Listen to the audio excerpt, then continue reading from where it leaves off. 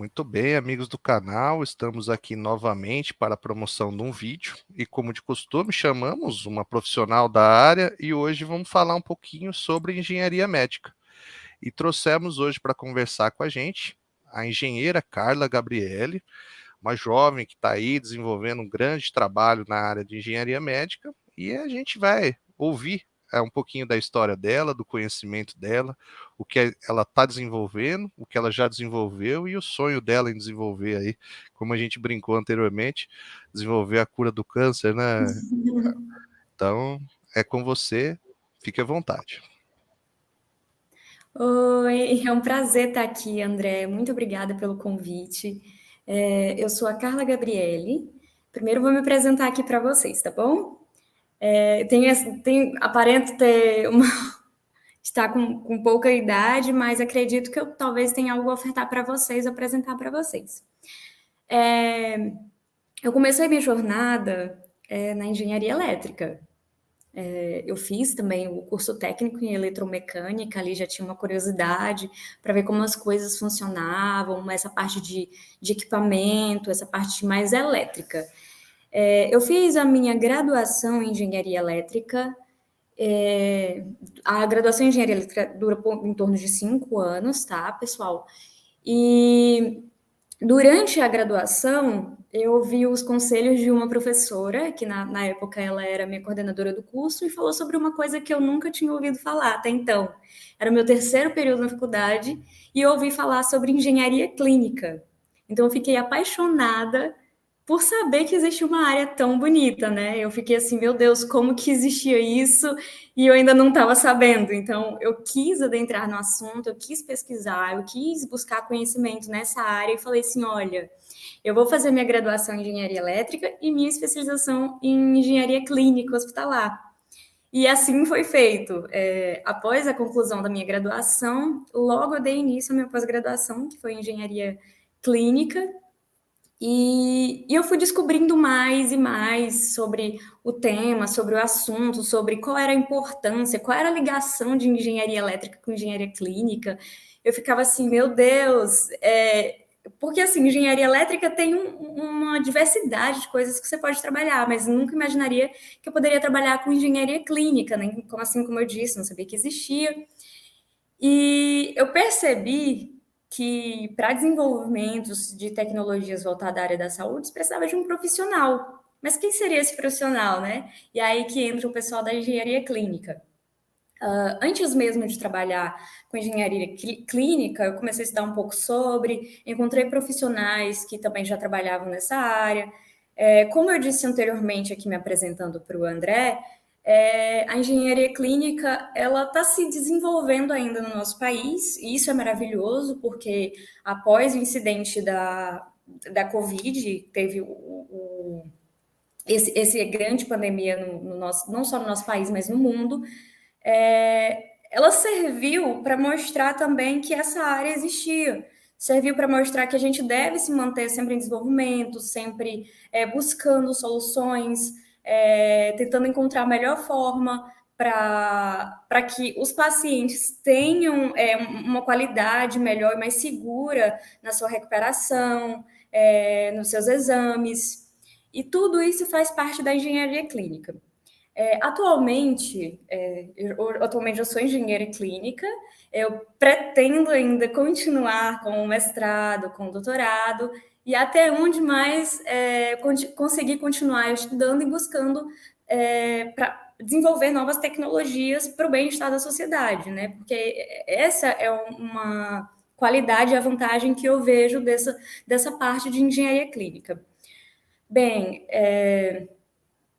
na parte da engenharia clínica que eu atuo atualmente, eu trabalho em uma empresa, aqui mesmo na cidade onde eu moro, no hospital, e é o hospital público da cidade, e a gente trabalha na parte de gestão de equipamentos hospitalares. O que é engenharia clínica? Assim como eu disse sobre a engenharia elétrica, que tem diversas ramificações para atuar, a engenharia clínica também tem. Existem pessoas que são graduadas em engenharia mecânica, que trabalham com engenharia clínica, pessoas que são graduadas em engenharia biomédica, que trabalham com engenharia clínica, e pessoas assim como eu, que são graduadas em engenharia elétrica, que trabalham com engenharia clínica. A engenharia clínica ela tem uma ramificação de atuações. No caso, eu, como engenheiro eletricista, e especialização, que tenho especialização em engenharia elétrica, eu atuo com equipamentos médicos hospitalares, que é a gestão desses equipamentos. Tá, Carla, tudo bem, mas qual a vantagem de trabalhar com esses equipamentos? Qual os benefícios que se traz para a sociedade? O engenheiro clínico e a gestão desses equipamentos. Todo paciente, ele precisa de um apoio na questão do qualidade do equipamento, qualidade do resultado de um exame. Vamos supor, por exemplo, eu na parte da engenharia elétrica, quando eu entrava no hospital, tudo que eu pensava era como é que esses equipamentos funcionam se tiver uma interferência eletromagnética nesse hospital, se o dimensionamento elétrico não estiver correto, como é que esses equipamentos vão dar o resultado certo do exame do paciente, como é que eu vou fazer um exame corretamente, que eu posso colocar um ventilador para funcionar corretamente se ele não tiver com a bateria, se ele não tiver estruturado corretamente, e aí que entra a engenharia clínica. No caso, atualmente eu trabalho com essa gestão, e o que seria essa gestão? Seria a gestão dos equipamentos, atuando na manutenção preventiva, preditiva e corretiva. Tá? O que seria isso? Todo mundo sabe que para tudo na vida se precisa de manutenção. Imagine só um equipamento que vai ali te ajudar na vida de uma pessoa que está precisando muito, tá? E auxiliar também os profissionais de saúde, como médicos, enfermeiros, fisioterapeutas. Então, a gente está ali, a equipe completa, para verificar se o equipamento está funcionando idealmente. É por isso que existe o processo de calibração e ajuste. A gente vai verificar se o equipamento está funcionando de forma ideal, se ele está funcionando de forma adequada. Outras coisas, existem normas e critérios que dizem que determinado equipamento ele deve ter um tipo de manutenção em determinado período. Por exemplo, vou dar um exemplo para vocês, as incubadoras. As incubadoras, elas precisam de uma manutençãozinha ali durante, no período de 6 meses, de 6 em 6 meses, troca de filtros, entre outras coisas. Por que isso é importante? Isso ajuda na vida útil do equipamento e ajuda também a ele ofertar uma qualidade melhor, um desempenho melhor na atuação quando necessário estar com o paciente ali utilizando aquele equipamento. Eu vou dar um exemplo para vocês de equipamentos que a gente trabalha na engenharia clínica, que são os raios-x, que todo mundo já está familiarizado, os ventiladores, os equipamentos de ultrassom, que são os equipamentos de imagem, né? E os desfibriladores, também conhecidos como cardioversores. Tem os cardioversores e os desfibriladores. Tá, o que isso ajuda o que isso ajuda no auxílio da equipe na área da saúde, né? Pois bem, as pessoas que precisam estar ali, muitas vezes a gente acredita que a engenharia clínica pode não ter tanta intervenção. Mas, por exemplo, vamos supor que o paciente esteja precisando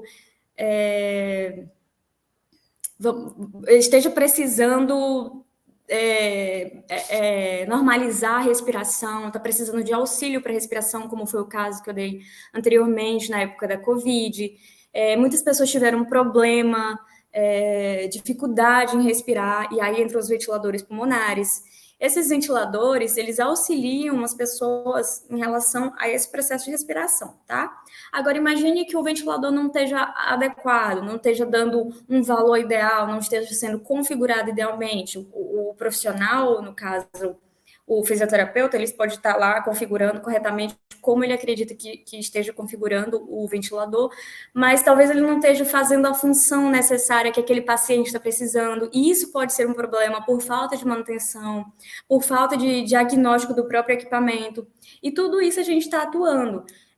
Por isso que a gente faz uma manutenção preventiva, que é aquela que ainda não tem problema algum, mas a gente faz uma revisãozinha ali no equipamento para poder ver se ele está funcionando adequadamente, para fazer ajuste, para fazer calibração, para dizer que ele está ok. A manutenção corretiva é quando apresenta algum problema e a gente vai lá, a equipe de engenharia clínica, e consegue consertar aqueles problemas. E qual a vantagem disso, né? A preditiva é aquela, rapidinho, a manutenção preditiva é aquela que a gente programa fazer a manutenção. Por exemplo, naquele mês a gente vai fazer programação dos monitores no dia 15. Então, todo dia 15 a gente vai fazer manutenção, porque os monitores já apresentam aqueles probleminhas e tal, tal, tal. Então, tipo assim, a preditiva é uma coisa mais organizadinha, uma coisa programada. É uma manutenção programada. E qual a vantagem disso? A vantagem disso é a segurança do paciente, redução de custo, uma eficiência operacional e principalmente economia de recursos.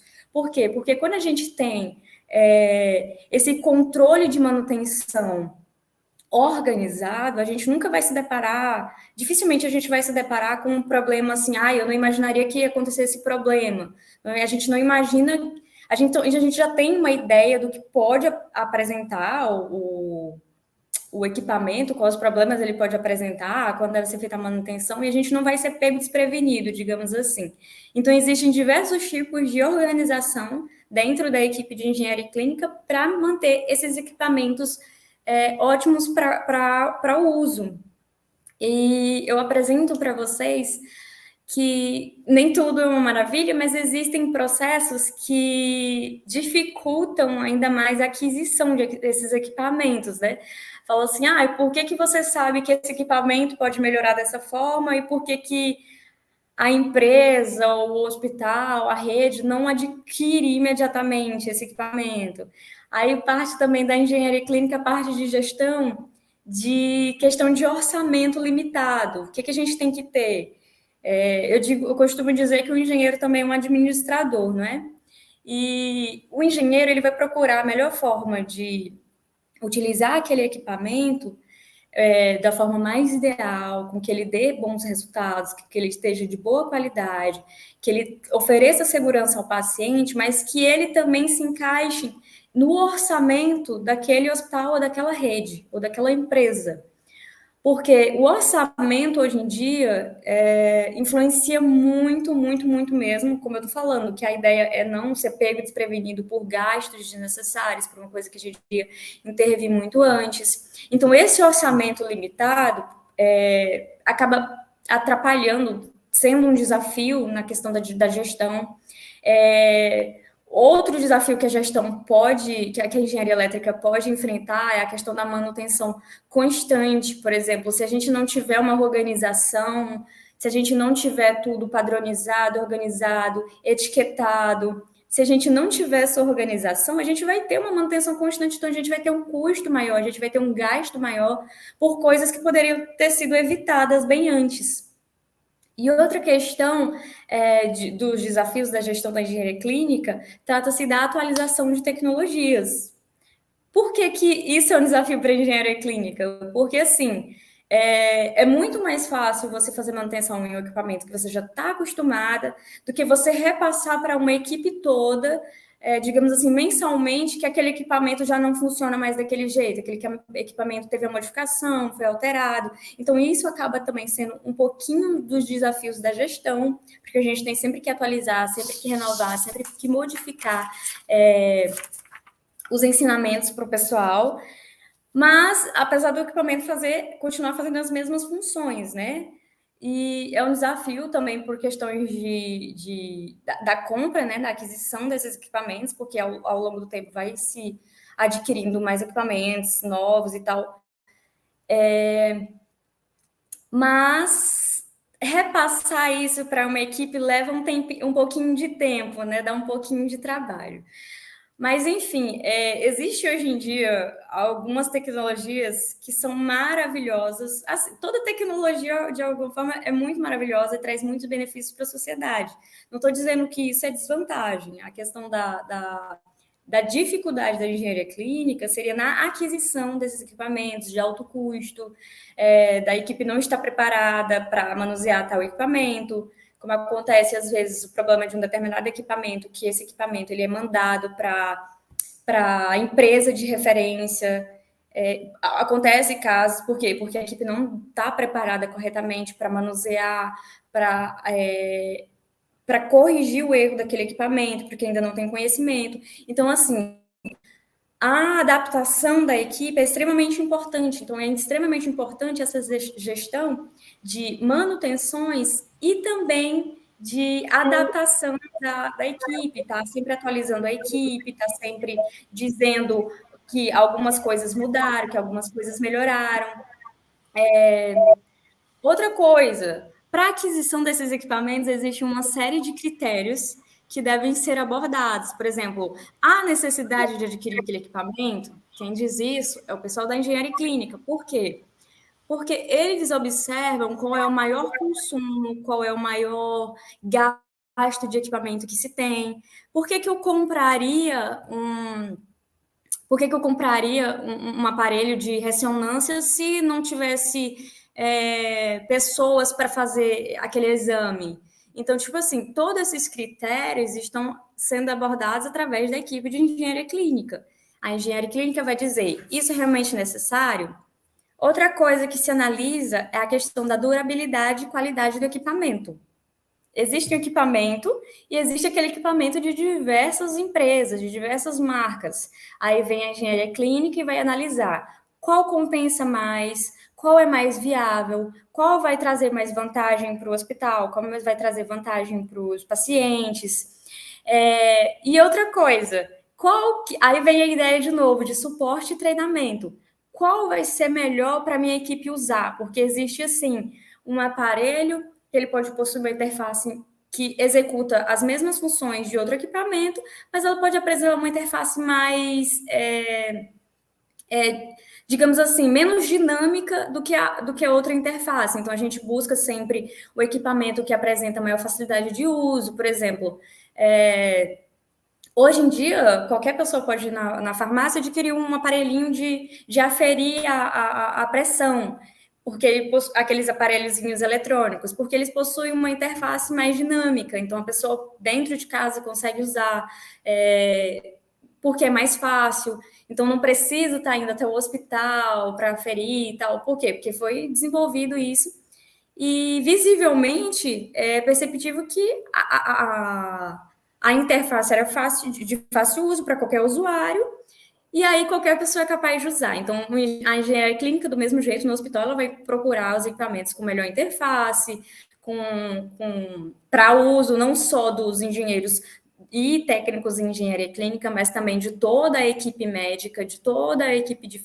fisioterapia, de técnicos também, dos demais técnicos, e para auxiliar também, não dificultar o uso do equipamento. E também a questão dos custos operacionais, que eu apresentei para vocês anteriormente. Então, se eu tenho equipamento que ele tem um custo-benefício fácil para suporte de treinamento das pessoas, que ele tem uma boa qualidade, ele vai me dar a durabilidade daquele equipamento, e ele apresenta necessidade específica para os meus pacientes que estão no hospital, então, com certeza, a engenharia clínica vai escolher aquele equipamento.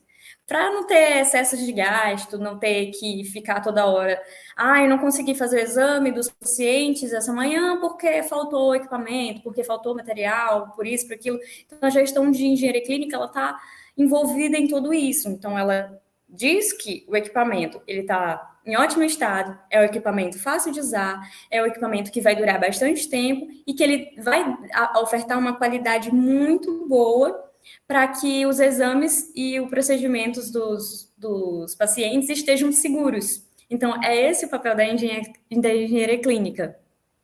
Então, outra coisa também é o processo de facilitar, né, a manutenção. Então, por exemplo, alguns equipamentos possuem softwares, né? Isso. E esses softwares, eles são extremamente, digamos assim, como eu dei o exemplo anterior, de que algumas pessoas poderiam não estar familiarizadas com um determinado equipamento e precisaria acionar a empresa responsável, aquela marca responsável daquele equipamento.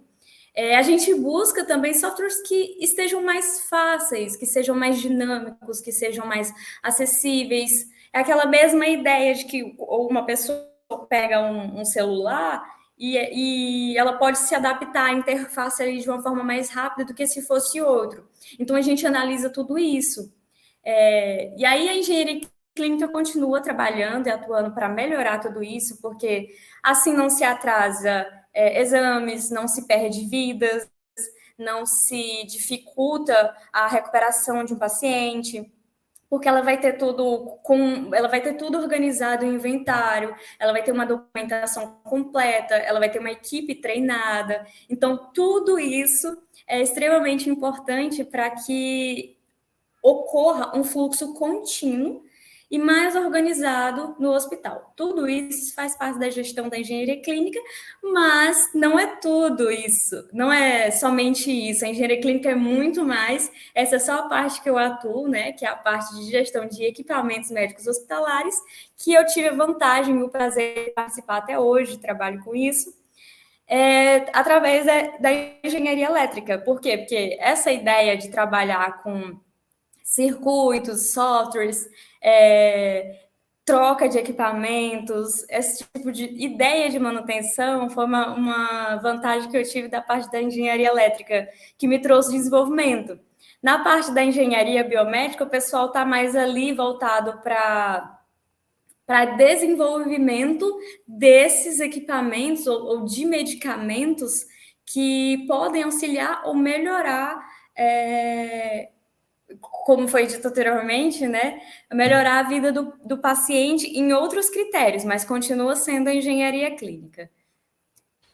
Muito bem, excelente aí a explanação. Como você foi falando, eu fui identificando também como padrão das dores da engenharia, né, cara? Ah, tanto a engenharia médica, a engenharia mecânica, a engenharia elétrica, elas no fim elas caem no mesmo problema, é operação, é Sim, manutenção, é a manutenção preditiva, a preventiva, jamais a corretiva, jamais, né? Ainda no caso da médica, é assim, se pintar uma corretiva é que o paciente vai morrer, entendeu? Não dá, né? Como a engenharia aeronáutica, né? Que são os riscos muito grandes, quando você trata ali com uma. Claro que a gente não quer o malefício de nenhuma forma, mas nas áreas de aeronáutica e médica ali não há margem para falhas, né? E é bem interessante. exatamente. Você comentou bastante sobre a padronização de equipamento, né? A gente vê muito isso, como você bem citou. Se você não tem padronização dos seus equipamentos, como que você vai treinar e manter um padrão de manutenção, um padrão de operação? Ah, cada equipamento, cada quarto é de uma marca. Meu, imagina para treinar todo mundo e cada equipamento. Ah, um é da GE, outro é de outra marca, daí vai indo aquele monte de equipamento para você fazer manutenção, né? Daí, como você bem citou, o inventário. Ah, se você tem um padrão de equipamento, você vai ter um padrão de Uhum. peça, né? Aquele, Exato, aquele módulo, aquela. Aí eu não preciso manter um módulo de cada marca ali para você manter um estoque altíssimo de inventário, né? Um inventário altíssimo, porque você não possui um padrão. Mas em contrapartida, você também, como você bem citou, você presta serviço para a área pública, onde tem aquela famosa licitação, né, onde há a lei do isso. mais barato, aquela dificuldade enorme, né, de você manter o padrão. Como que eu vou manter o padrão se daqui 6 meses outra marca oferece com um melhor preço? Aí tem que ser a engenharia clínica vir e usar toda essa argumentação, né? Ah, nós vamos ganhar na manutenção, vamos ganhar inventário de peças de reposição e tudo que se envolve essa área. Exatamente isso. Exatamente isso. Essa ideia é extremamente importante, porque imagine só, em cada leito eu possuí um monitor multiparâmetro para os pacientes, agora imagine uma infinidade de leitos e cada leito possuísse um monitor de uma marca diferente, de uma interface diferente. O quão difícil seria manter uma organização dentro de um hospital, não é? Para manter estoque de peças, reposição, a qualidade de que aquilo iria funcionar, porque para cada equipamento eu teria que fazer um treinamento diferente da equipe. Então, olha só como seria dificultoso se não tivesse engenharia clínica, né? Não, é extremamente importante a gente manter, né? E como você bem frisou também, a questão do lado intuitivo, né? Da usabilidade dos monitores aí, das interfaces. Até porque a maioria das vezes quem vai utilizar é um profissional da área de saúde, né? Não é um engenheiro, um técnico especialista naquela em eletrônica ali. A gente tem que entender que ele tem dentro da formação a sua especialidade é a área de saúde. Né, ele tende a ter a sua especialidade na área de saúde, claro que alguns acabam desenvolvendo, correndo atrás, né, por curiosidade ou até mesmo por necessidade ali, para ter uma melhor garantia do seu serviço, qualidade do seu serviço, mas a gente parte do princípio que eles são profissionais de saúde, não são profissionais que têm que entender de informática, de software, de hardware, né, para conhecer, tem um cabo solto aqui, por isso que não está dando a leitura adequada aqui, né? E aí a gente imaginar, né, que o coração está batendo a 80, mas na verdade ele está batendo a 180 ali, e aí, o que acontece, né? E a tão famosa calibração, né, cara? A gente tem uma dificuldade enorme. Eu passei por muitos anos a dificuldade desse processo de calibração, porque assim, a gente pode ter, às vezes, um excelente equipamento, mas se ele tiver descalibrado, ele não está me servindo de nada. E por incrível que pareça, eu tive que uma máquina que aferia a qualidade principal da energia da bateria, ela tinha um range de descalibração de 0,04. E aí foi tão grande, tão dificultoso calibrar essa máquina que a gente chegou e falou assim: então nessa máquina a gente vai mudar o valor para passar pelos testes elétricos, né? Porque era impossível calibrar. Então mudou o range, né? Em vez de conseguir calibrar, não conseguimos calibrar. Então muda o range aí. Adaptou de uma outra forma, não é isso? Isso. E Assim como você citou aí o processo brasileiro. Assim como você citou os processos das baterias, as baterias também, esse processo de troca, de substituição de bateria é extremamente importante. Ele tá ali documentado, está ali programado, entra na manutenção preditiva, para em que período a gente pode fazer a substituição da bateria daquele equipamento, para que a gente tenha noção do período que aquele equipamento foi usado, do período de tempo que ele foi usado, não é isso? E, assim, a gente tem a ideia de vida útil dessa bateria, né? Que acredito que não ultrapasse, alguns equipamentos não ultrapassem 5 anos, porque, assim, eles são tão usados, tão diariamente, que a bateria, na falta de energia, ela é extremamente importante. Então, a gente pode dizer, o equipamento pode estar todo funcionando corretamente, pode estar todo aqui, calibrado, ele está dando resultados corretos, mas e a bateria? Se faltar energia, como é que, por exemplo, no uso de bateria dos ventiladores, né? Vamos supor que a pessoa está usando o ventilador ali e na falta da bateria que acontece. Então, a bateria é uma parte do equipamento que a gente não tem a ideia de que é um acessório. Ele é fundamental, porque ali a gente está ali para prevenir acidentes, a gente está ali para prevenir qualquer coisa que não traga benefícios para o paciente, e a falta da bateria, a falta de olhar todo o equipamento, ela pode prejudicar muito, né? Que é o processo da substituição da bateria, acontecer adequadamente, quando tiver planejado. Mas essa bateria, ela não precisa ser trocada, mas por quê? Aí vai estar lá dizendo no documento se aquele equipamento foi utilizado ou não, aí é feito os testes, a análise de se realmente é preciso ou não, se aquele equipamento ele realmente vai estar com a durabilidade ideal, ele está com a qualidade que precisa se usar na hora da emergência, na hora da urgência. E é como você disse, né? Os profissionais, os demais profissionais, os médicos, enfermeiros, fisioterapeutas, eles não têm essa, digamos assim, vou dizer um pouquinho malícia, viu? Essa malícia de questionar se o equipamento ele está dando o resultado correto. Ele vai acreditar no que está saindo ali na tela, entendeu? Então, esse papel de questionar, de dizer assim, ele está funcionando adequadamente, ele está dando resultado certo, ele está calibrado, ele está ajustado, esse papel é da engenharia clínica, até porque em um dia de grande movimentação, em uma situação de urgência, uma situação de emergência, o profissional, no caso, esses 3 profissionais que eu dei exemplo, eles jamais vão se parar aqui na hora da emergência, da urgência, e falar assim, será que essa máquina está dando o resultado certo? Será que esse equipamento está me dando o valor correto? Como você deu aí dos batimentos cardíacos? Será se eles não chegam a se questionar isso porque já está ali em um momento extremamente resolvendo um conflito, não é?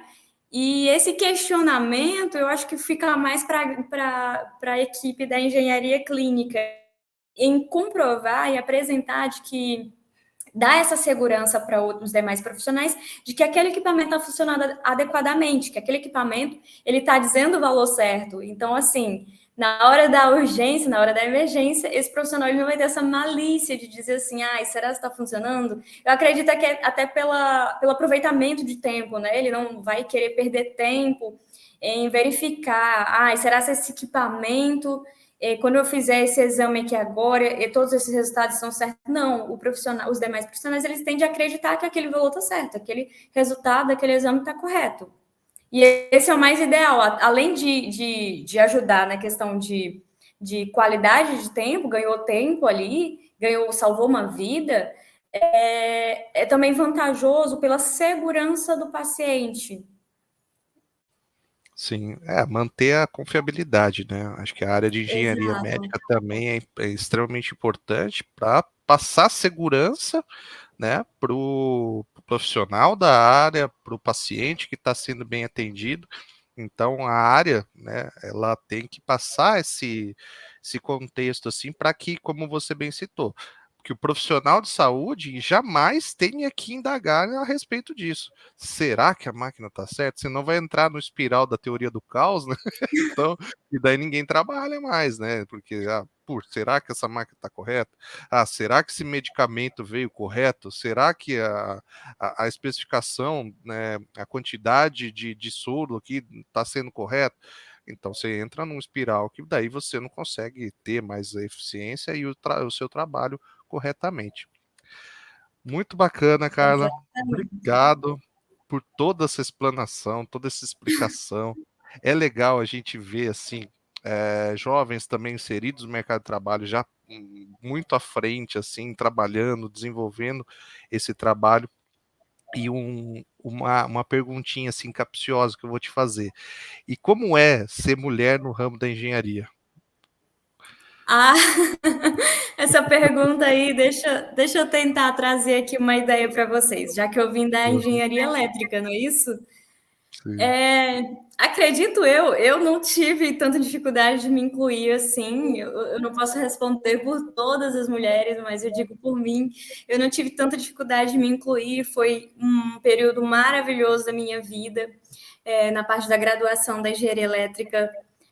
Eu acredito que a ideia de você querer continuar desenvolvendo, quer continuar participando, o seu interesse ele conta muito mais do que você ser uma mulher na turma de muitos homens. O exemplo que eu posso dar é que minha turma se iniciou com 100 alunos, acreditem ou não, 100 alunos.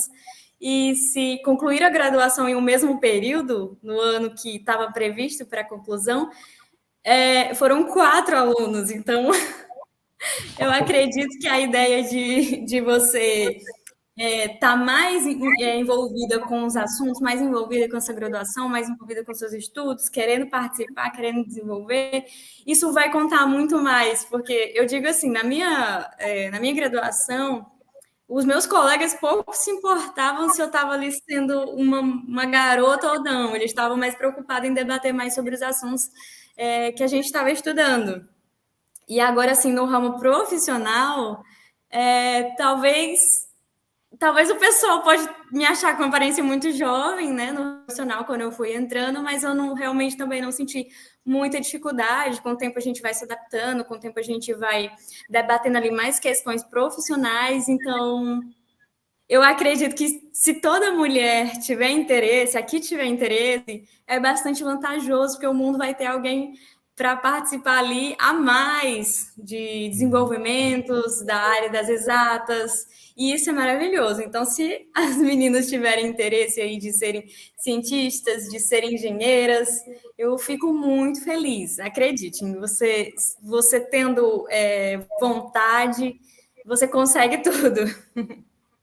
Show de bola. Era muito bem a resposta que a gente gosta de dar no canal, realmente, né? Mostrar que todos são capazes, né, cara? Que acho que tá quebrando muito esse paradigma, né? Como você bem citou, de entrar muita gente e no ramo, nesse ramo da engenharia, principalmente na época que eu me formei, eu tenho uma formação de 15 anos atrás, uma, duas meninas para uma classe de 40, 50 alunos. É um ramo ainda muito masculino, mas é de Sim, extrema importância ter essa mescla, essa diversidade, para que a gente encontre, porque tem coisas que só a mulher vê, né? E é importante a gente identificar isso, trazer isso, essa parceria, para todos ganharem. Eu acho que é o mais importante. Agradecer mais uma vez pelo vídeo, Carla. Acho que a gente troca, a gente ganha muito nesse processo de bate-bola, assim, de bate-papo, né? Conhecer uma pessoa de outra realidade, de outra cultura, de outro lugar do mesmo país, né? Tão longe, né? sim. E oportunidade da gente estar conversando, se conhecendo e aprendendo sobre a engenharia clínica aí. Agradecer mais uma vez pelo vídeo e que a gente continue essa parceria aprendendo cada vez mais um com o outro aí. Foi um prazer estar aqui com você, André. Foi maravilhoso. Fiquei encantada com o convite e fiquei maravilhada com o seu projeto, viu? Meus pais também, porque isso é maravilhoso, levar conhecimento para o mundo, não é isso? É, como eu estava falando aqui para ele, é uma diversidade de conteúdos, de temas que você entra no canal dele, você se sente enriquecido de tanto conteúdo que tem. Foi muito maravilhoso. Obrigada também por ter me apresentado seu canal. Obrigado pelo convite. Obrigado por tudo. Show de bola. Até uma próxima, então. Até.